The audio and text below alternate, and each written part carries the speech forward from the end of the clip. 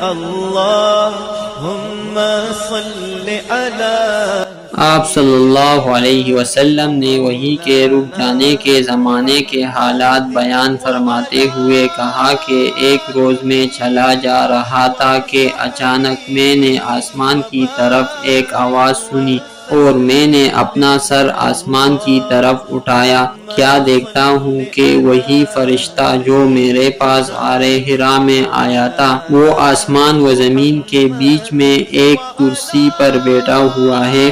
میں اس سے ڈر گیا اور گھر آنے پر میں نے پھر کمبل اوڑھنے کی خواہش ظاہر کی۔ اس وقت اللہ کی طرف سے یہ آیات نازل ہوئی، یا ایھا المدثر قم فانذر وربک فکبر وثیابک فطہر والرجز فاہجر۔ اے لحاف اوڑھ کر لیٹنے والے، اٹھ کھڑا ہو اور لوگوں کو عذاب الہی سے ڈرا اور اپنے رب کی بڑائی بیان کر اور اپنے کپڑوں کو پاک صاف رکھ اور گندگی سے دور رہ۔ اس کے بعد وہی تیزی کے ساتھ پے در پہ آنے لگی۔